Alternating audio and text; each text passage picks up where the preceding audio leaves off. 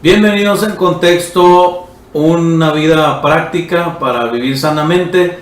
Estamos hoy con el doctor Félix Muñoz para hablar de un tema sumamente importante, de un tema que afecta a la iglesia de hoy, un tema que se ha ido desarrollando a través de los años, a través del tiempo, y es el carácter de los falsos maestros.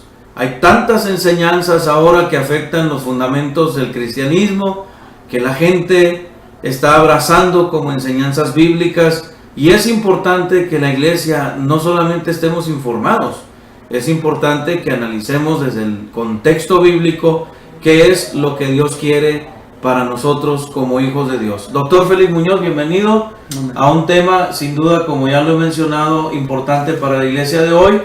Y vamos a hablar del carácter de los falsos maestros. ¿Qué dice la Biblia? ¿Qué nos enseña la Escritura al respecto? Muchas gracias, doctor Parada. Como bien mencionó el doctor, bienvenidos en Contexto y gracias por su sintonía. Hoy vamos a tocar la temática acerca del carácter de los falsos maestros. ¿Por qué es importante? Es fundamental conocer cuál es el carácter de los tales por una sencilla razón. No se puede propagar una falsa enseñanza si no hay un falso maestro que la propague, que la enseñe. Si la enseñanza errada tiene un carácter errado, es porque hay una persona con un concepto errado y con un carácter errado que la proyecta. Y es interesante y es importante observar cuál es el carácter de los tales, de los falsos maestros, para poder comprender y discernir entre una doctrina errada y una doctrina correcta, lo verdadero y lo falso. Dios nos demanda a nosotros como creyentes a que tengamos un discernimiento saludable en las Escrituras, para poder ejercer ese tipo de discernimiento. Y a su vez es importante comprender de que tanto la sociedad, la familia y la identidad personal se ve afectada por una falsa enseñanza. Porque dependiendo de la imagen que tenga una persona de quién es Dios, quién es Cristo y cuál es su voluntad, así va a proyectarse o así va a caminar en pos de ello. Entonces Pablo le está escribiendo a Timoteo al respecto del carácter de estos. Y dice así en 2 de Timoteo capítulo 3, vamos a leer del 1 al 9 y vamos a analizar verso por verso. Perfecto. Para poder comprender el mensaje que las Escrituras nos está dando a entender acerca de este tipo de inclinación, este tipo de personas, con este tipo de carácter. Dice así la palabra de Dios en 2 de Timoteo capítulo 3. También debes saber esto, que en los postreros días vendrán tiempos peligrosos, verso número 1. Cuando Pablo le escribe a Timoteo dándole a entender, también debes de saber esto, está dándole a entender en el contexto inmediato, hace una comparación. Primeramente habla acerca de cómo debe ser un soldado de Cristo, un siervo de Cristo, un hombre de Dios, servicial, dedicado a la palabra, que sabe trazar bien la palabra de verdad, que sabe educar bien, que tiene un buen comportamiento, justo, piadoso, santo. Y aquí ahora entra a la otra cara de la moneda. Por eso Pablo le dice, también debes de saber, no solamente saber cómo debe ser un hombre de Dios y cómo debe comportarse a la imagen de Cristo, sino también debe saber cómo no, o lo contrario, lo que va en contra. Y dice, también debe de saber esto, que en los postreros días vendrán tiempos peligrosos. La palabra postreros días originalmente alude al momento en que Cristo resucita y asciende hasta su segunda venida, ese lapso de tiempo. Quiere decir que estamos en esos tiempos. Es correcto, estamos en parte de esos tiempos. Como también puede ser que la generación siguiente o la subsiguiente están también en parte de esos tiempos. Porque todavía Cristo no ha cerrado el ciclo. Exactamente, como Cristo todavía no ha regresado, eso cubre todo ese lapso de tiempo desde el momento que Él ascendió y se sella en el momento de su segunda venida. Por eso para los rabinos en esos tiempos en que se redactó la carta, se entendía claramente que al decir postreros tiempos cubría toda esa era. Y aquí Pablo proyecta que vendrán tiempos peligrosos. La palabra vendrán originalmente es hacer próximo, colocar cerca, dando a entender que está a un lado. Lo cual nos indica a nosotros que probablemente Pablo estaba detectando que eso se venía en ese momento cuando le está escribiendo a Timoteo, y que también podemos aplicarlo en el contexto actual. Es correcto. De que vienen tiempos peligrosos. Pero la pregunta que surge a través de este punto, doctor, es ¿Cree usted que estamos viviendo esos tiempos peligrosos? Afirmativo. O sea, estamos en tiempos donde la iglesia está en un peligro eminente. Bueno, yo me atrevo a decir que no solamente está en un peligro eminente, la iglesia moderna está enferma.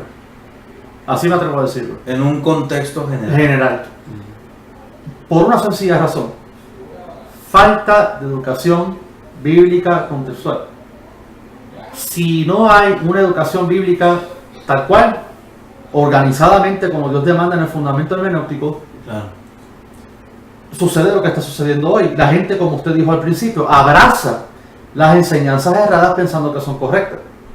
Solamente porque exaltan un toque de su humanidad. O exaltan un toque emotivo, sensacional. Claro, sensacionalista. Pero no, verdaderamente la doctrina bíblica es todo lo contrario. La doctrina bíblica exalta la divinidad, exalta a Dios, exalta a Cristo y lo coloca en el lugar que le corresponde, a Él primeramente, no a nosotros como seres humanos.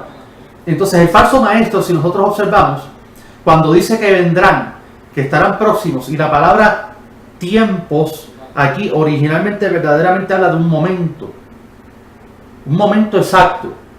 Son momentos exactos que están próximos. Pablo, como usted mencionó, estaba observando que estaba en un progreso, estaba comenzando en su tiempo, pero que lo que nos está dando a entender verdaderamente es que irá progresando cada vez más y agarrando más fuerza, tomando más fuerza, al grado de que serán peligrosos. Aquí, la palabra peligrosos, originalmente en el contexto original griego, significa salvajes.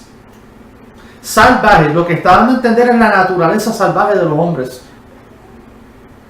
Y aquí lo que Pablo está proyectando es que actuaran como si estuviesen poseídos. Ok. Quiere decir, aplicándolo al contexto actual, porque obviamente estamos analizando la escritura para traer una enseñanza actual. Usted está hablando de falsos maestros. Correcto. ¿Cómo la iglesia puede detectar a un falso maestro cuando hoy en día tenemos tantas corrientes de pensamiento y la mayoría de las iglesias, ministros, maestros, líderes, dicen nosotros tenemos la verdad? Y creo que es un punto para aclarar, porque la mayoría dice que tiene la verdad. Ahora, creo que en la mente de muchos oyentes dice, bueno, en verdad, ¿quién tiene la verdad? Tantas iglesias, tantos grupos se denominan cristianos, denominaciones, sectas, religiones, y hay tanto hoy en día que se vuelve difícil para muchos creyentes detectar. Pero ahora que usted está hablando de lo falso, ¿cómo un cristiano puede detectar una falsa enseñanza, un falso maestro? Un falso maestro. Ok, hay que entender algo. La verdad es todo aquello que se ajusta a la realidad. Y la realidad testifica la verdad. Okay. Hay que tener eso bien latente en nuestro pensamiento. ¿Qué sucede? No hay nada más real que Dios. Claro. Ahora, Dios mismo certifica la realidad. Va a la mano. Por consecuente, todo aquello que niegue la esencia perfecta divina o esté en contra de la esencia perfecta divina, que viene siendo en este aspecto Cristo, la demostración de la divinidad perfecta, la plenitud, es errado. ¿Por qué? El carácter, Pablo lo que presenta aquí es un carácter anticristocéntrico, totalmente alejado de la persona de Cristo y su obra y su carácter perfecto.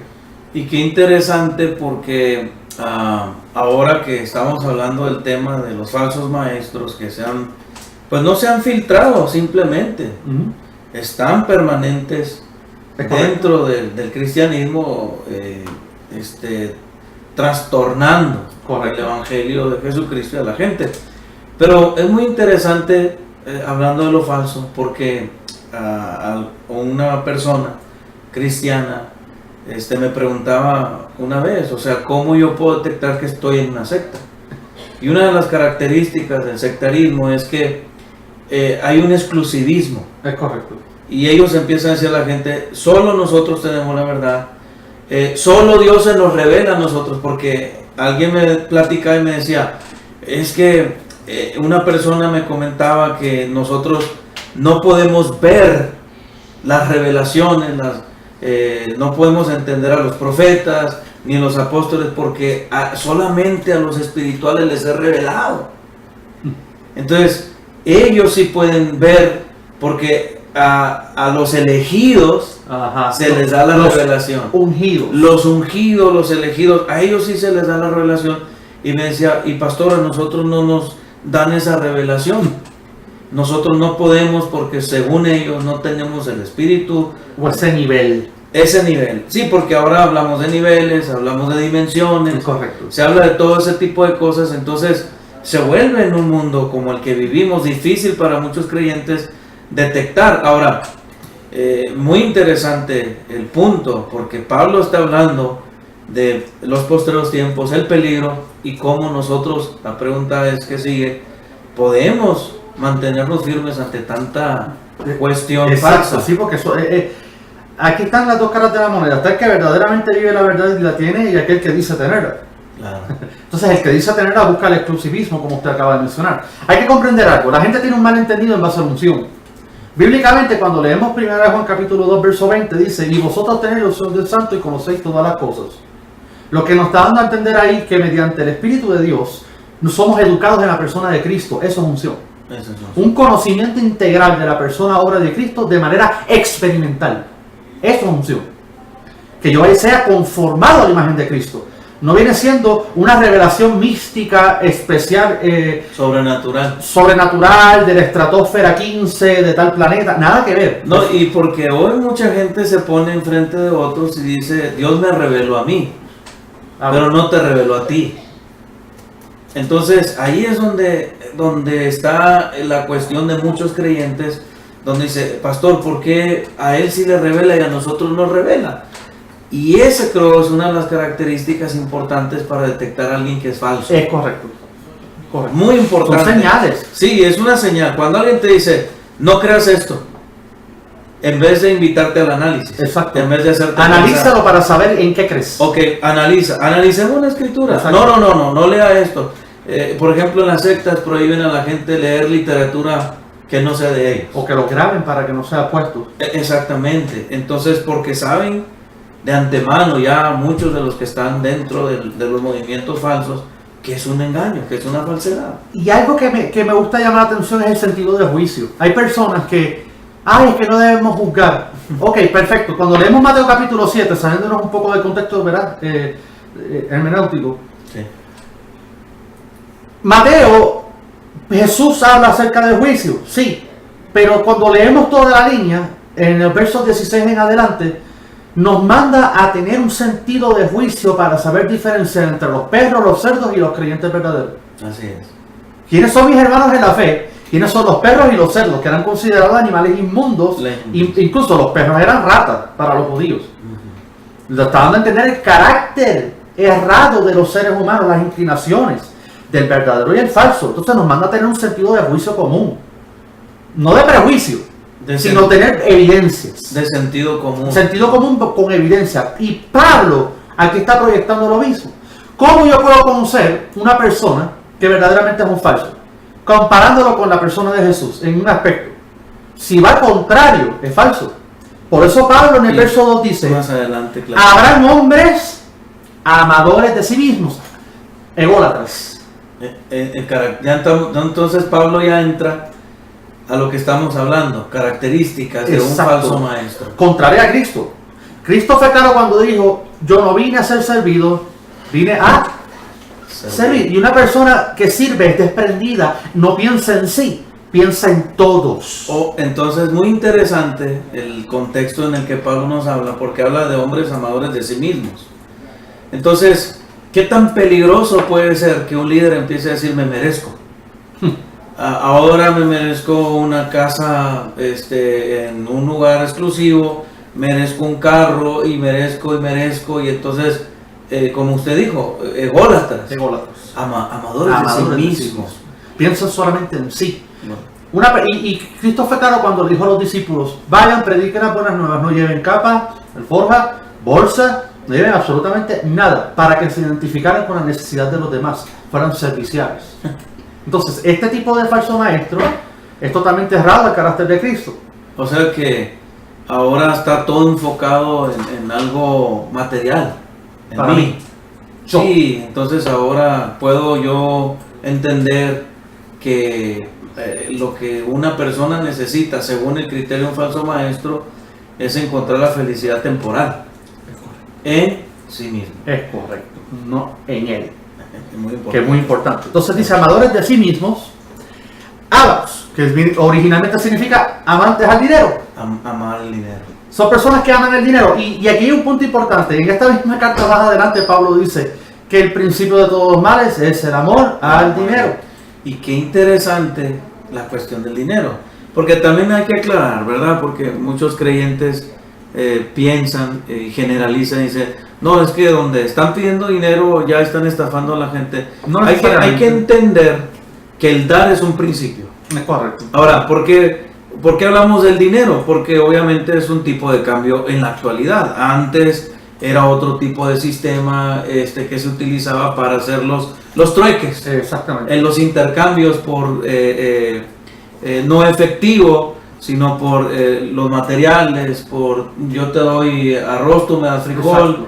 Entonces un sistema de cambio que cambió con los tiempos y el modernismo ha cambiado los criterios. Ahora, ofrendar, dar el diezmo o más del diezmo, diría yo, para un cristiano que entiende el dar, eso no está aquí. Sí, exacto, son dos cosas muy diferentes. Son muy diferentes, porque también mucha gente dice, no, yo prefiero darle a los pobres que darle a la iglesia. Ajá. Y la iglesia es el cuerpo de Cristo, y Cristo determinó que fuera a través de la iglesia Exactamente. que se haga. Como se vio en Jerusalén en el primer siglo. Claro, que la gente llevaba sus ofrendas ahí. Exacto, y sostenían a las viudas y a los huérfanos, ayudaban. Y aquí hay un punto importante que está tocando y es fundamental por una sencilla razón. Primero, Pablo, esto está en una línea, amantes de sí mismos, pero a la misma vez amantes del dinero. Entonces, lo que están buscando no es un beneficio eclesiástico o social, es un beneficio personal. O común. Exacto, no están buscando que se beneficien todos, me beneficio yo, pero de una manera económica, monetaria. Entonces de ahí se desprenden los movimientos de la prosperidad, el movimiento, como hemos hablado en otros programas, El dominionismo, que hay que conquistar, alcanzar, tener, decretar, adquirir. declarar, Exacto. tener, y todo va enfocado a tener. Yo.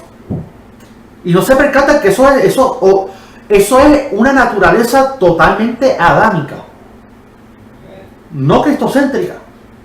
Adán dejó de la perspectiva divina por una personal, el yo. Y aquí Pablo está proyectando exactamente lo contrario a Cristo, el yo. Yo me merezco, amador, yo, amante del dinero, mi beneficio. Y después sigue diciendo que son vanagloriosos. Aquí la palabra vanaglorioso originalmente significa palabras hinchadas, que lo que da a entender es una persona que se infla a sí mismo, se enorgullece y se proyecta. Ahora, aquí hay un punto importante, esto es de carácter externo, es la proyección. Personas que se jactan de su pleno conocimiento, como usted mencionó, yo soy el que se les reveló, yo soy el ungido. Y qué importante, porque desde ahí empieza la manipulación a la gente.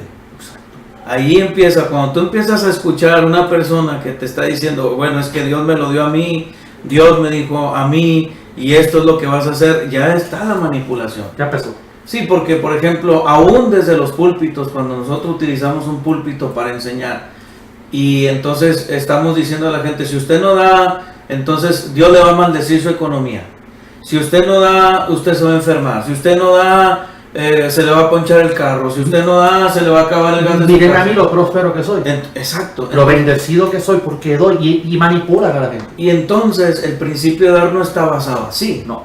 El principio de dar es entender que todo lo que recibimos de parte de Dios viene precisamente de la fuente, y así como viene tiene que ir dando vuelta. Exactamente. Entonces es donde yo entiendo la generosidad, es donde yo entiendo el principio de dar, porque ahora es un principio bíblico, pero que no se tiene que manipular al grado De adquirir de beneficios. manipular a la gente, al grado de robar, quitar. Y lo peor, utilizando las escrituras.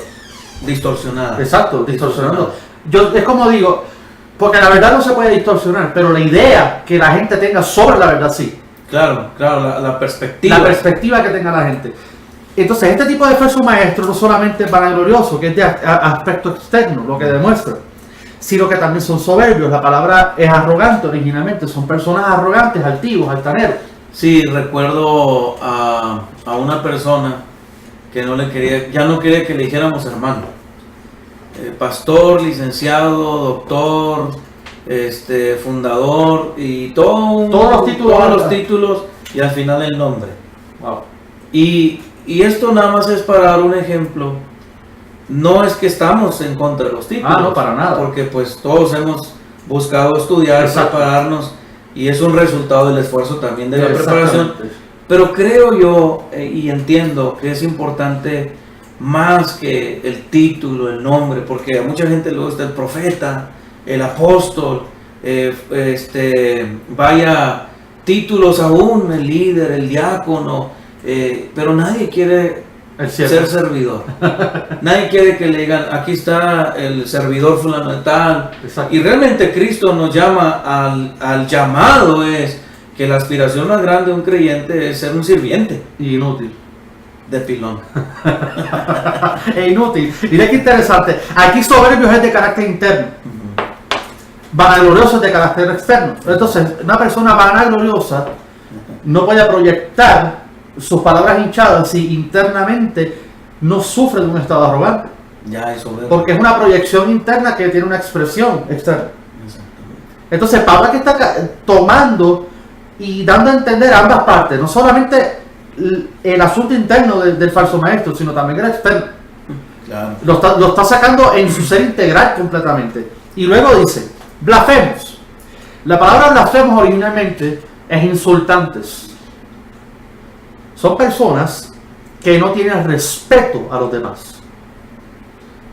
Ok, quiere decir que en el contexto correcto de la etimología de la palabra, si yo me paro en un púlpito insultando a la gente porque no hace lo que yo quiero, soy un falso. Y es que importante analizar la escritura, porque muchos líderes se paran en el púlpito, maltratan a la gente, blasfeman contra la gente. Exacto. Y mucha gente piensa que blasfemar es solo en contra de Dios. No, tiene que ver con la integridad del ser humano también, no solamente la de Dios, porque somos imagen y semejanza de Dios. Porque hay que manipular, insultar, de alguna manera violentar a la gente para que haga lo que yo quiera. Y entonces siga lo que yo quiero que sigan, crean lo que yo quiero que crean, y no puedo permitir que se salgan de este círculo porque entonces pierdo poder. Es correcto, tremendo punto, doctor, porque son personas que no permiten que el texto hable, ellos hablan por el texto y lo utilizan para y verdaderamente insultar a las personas. Maltratar es la palabra correcta, maltratan, son maltratantes. Blasfemos, desobedientes a los padres. Aquí viene un punto importante. Muchas personas malentienden esta parte.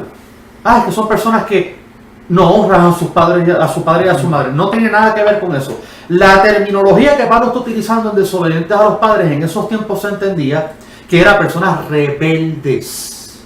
¿Por qué? Aquí la imagen que está trayendo es la imagen levítica de la antigüedad. ¿Qué sucedía si un hijo era rebelde a los padres? Lo apedreaba. Claro. Entonces, obligatoriamente hay una ley que establece que debe haber una sujeción y no rebeldía. Y aquí lo que está dando a entender es que la rebeldía de estos va por encima de toda ley. Y menciona a los padres porque eran la autoridad máxima. Es correcto. Y presente. Ahora, si tenía una autoridad máxima y presente, no ausente. Y te revelaba. Exacto. ¿Cuánto más podías revelar a la que no ves? Claro, que es Dios. Porque la sujeción es por fe. No lo veo visiblemente. Algún día lo veremos cara a cara. Pero mientras tanto no. Nuestra obediencia no es ciega tampoco. Está basada en la persona y obra de Cristo, pero por fe. No lo tenemos de frente, pero nos sujetamos a Él. Claro, claro. Este tipo de personas no. Si fueron capaces de revelarse a la presente, también aquella a la que no ven. Rebeldes totalmente. Ingratos. que verdaderamente significa carentes de aprecio. No tienen un corazón que aprecie a las demás personas. Y qué importante, porque Pablo también en el contexto de las características de un pastor le enseña la amabilidad. Es correcto. Y yo recuerdo y he oído a muchos líderes desde mi infancia decir: yo no soy amable, eso no va conmigo. Un pastor, un líder tiene que ser amable. Entonces la Biblia lo dice. Y entonces muchas veces, para eliminar la realidad de lo que somos, entonces decimos: ¿y quién no tiene defectos? No estamos hablando de defectos, estamos hablando de las características que debe de tener una persona que aspira a un lugar tan importante como es servir. Es correcto. Porque el lugar del pastor no es el jerarca, no es el que sirve, no es el jefe, no es el que manda, no es el indio mayor, es el que sirve. Y con ejemplo. Y Pablo interpreta perfectamente las palabras de Cristo cuando dice: deben de servir a los más pequeños. Es correcto.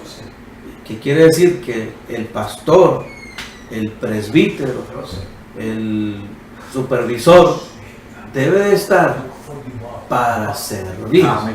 Y es lo que Pablo nos está enseñando en el carácter de los falsos maestros, Que no sirven. que no funcionan Es correcto. conforme a las enseñanzas de Cristo. Amén. Exactamente. Buen punto, doctor Gatopo. Porque mira, este tipo de personas,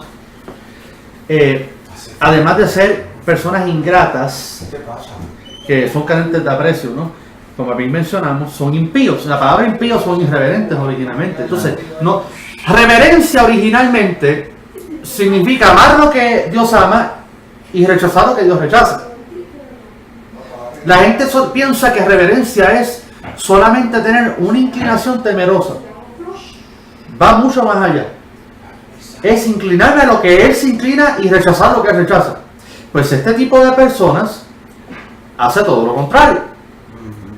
Se inclina a lo que Dios rechaza y rechaza lo que Dios se inclina. Hace todo lo contrario. Entonces, ¿cómo yo puedo, cómo nosotros como iglesia podemos ver a un falso maestro? Es por su conducta, no solo por sus palabras. Las palabras pueden ser hermosas, las palabras pueden ser exactas, las palabras pueden ser llamativas, luminosas, entre comillas, pero su conducta es lo que habla verdaderamente. Esta persona se inclina a lo que Dios se inclina. Se inclina a los mandatos que Dios estableció, porque Dios se inclina a sus propios mandatos. Claro. Y está a favor de ellos, y no solamente los establece, los sella, y son decretos que se tienen que obedecer, punto, se acabó, en su soberanía. Si yo como maestro, como pastor, no me inclino a lo que Dios establece, estoy caminando mal, en falsedad. Claro. Y este tipo de personas caminan en falsedad, inclinándose a lo contrario a lo que Dios desea. Por eso dice irreverentes. Luego sigue diciendo sin afecto natural, que significa originalmente insensibles. No tienen sensibilidad por nadie. Una persona que no es sensible no va a comprender, entender la necesidad ajena. Aquí hay un punto importante que me gustaría aclarar. Cristo, en una ocasión, cuando hubo la gran alimentación de los panes y los peces, vio y dijo: tengo compasión de la gente porque andan como ovejas sin pastor y llevan tantos días sin comer, tienen hambre. Compasión, sensibilidad. El falso maestro es todo lo contrario, es insensible. Veía Cristo la necesidad de la gente. Es correcto. Y creo que, y no estamos hablando del humanismo, No, porque ahora también la iglesia ha perdido el objetivo del evangelismo dándole cosas a la gente. y no. Ese no es el propósito. No del es el evangelio. propósito, y no es humanizarme. Muchas veces interpretamos mal. Ahora, claro, si alguien necesita, le puedo ayudar, pero sin olvidar que lo más importante es el alma de esa persona. Sí, porque la gente tiene un concepto errado de que presentar el evangelio es proveer pan y ya. No hay mayor acto de amor que presentar el evangelio de Cristo a una persona. Sí, es como cuando hablamos pues de no darle el pescado, sino enseñarle a pescar. Es correcto. Capacitar a la enseñarle el proveedor. Exacto. ¿Quién es el que puede bendecir su vida? ¿Verdad? Es correcto. Muy interesante. Punto, excelente punto. Por eso son insensibles este tipo de personas. Ahora, no solamente son sin afecto natural, que son insensibles, son implacables. Mejor dicho, la palabra implacable es que odian la paz. Que son personas que odian la paz, son personas despiadadas. Si es insensible, naturalmente a la insensibilidad va a llevar a que sea despiadado, un tirano, que es lo que podemos ver hoy día. Sin número de falsos maestros que rompen matrimonios, separan.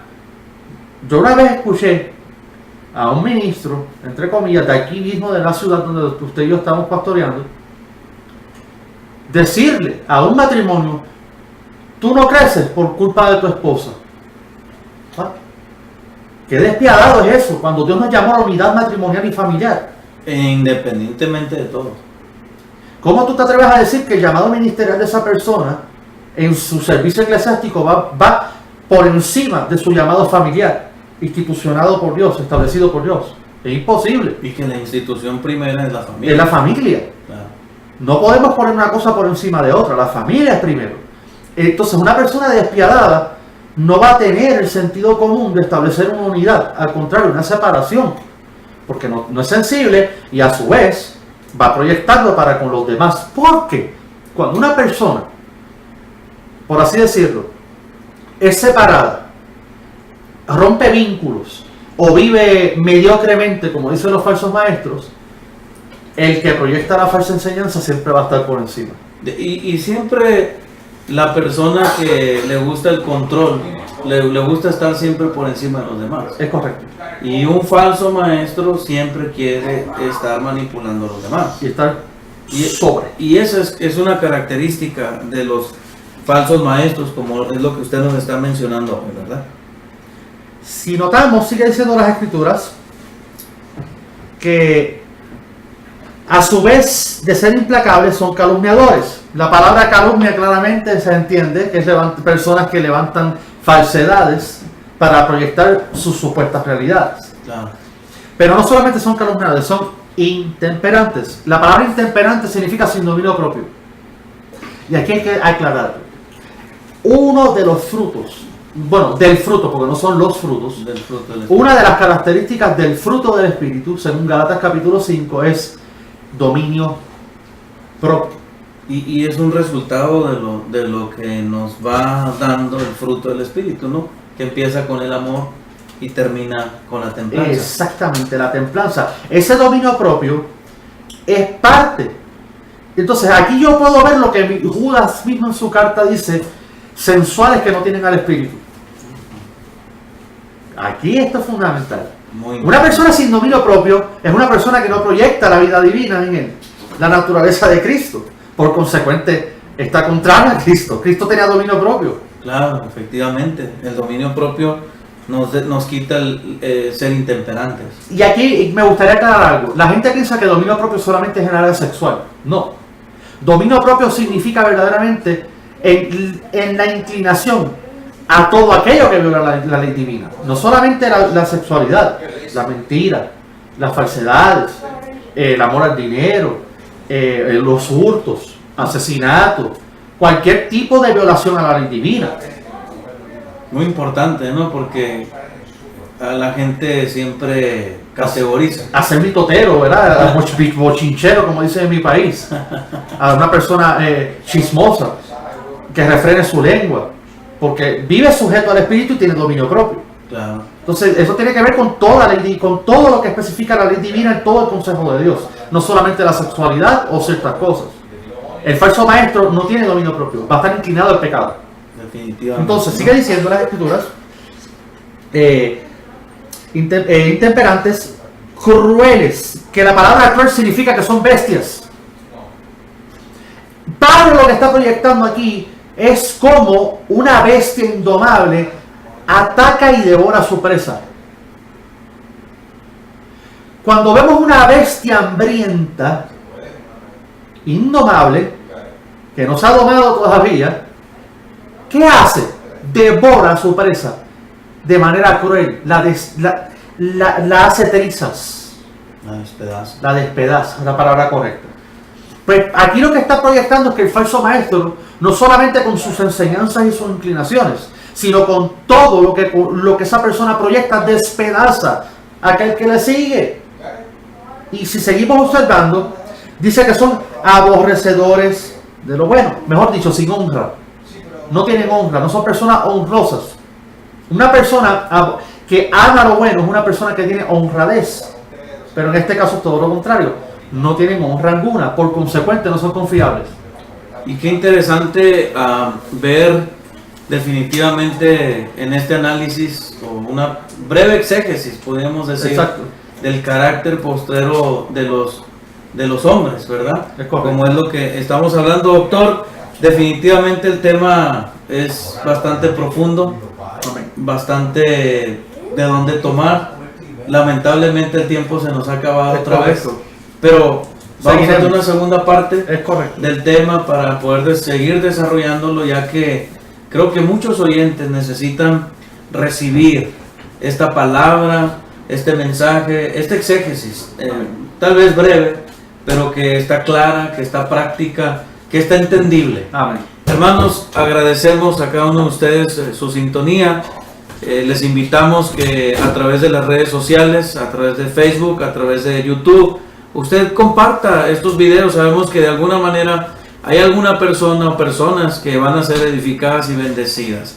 Gracias, doctor Félix Muñoz, por esta enseñanza, la cual vamos a continuar en el próximo programa. Amén. Bienvenidos, mis amados. Muchas gracias por todo, gracias por su tiempo, por su sintonía, y los esperamos en la segunda parte del carácter de los falsos maestros, para tener un exégesis total de la palabra de Dios y un buen entendimiento de cómo nosotros podemos cuidarnos de sus enseñanzas, sus inspiraciones y no ser víctimas de los tales. Gracias, doctor Parada, por este tiempo. Síganos y estamos a su pleno servicio. Bendiciones, hermanos. Y hasta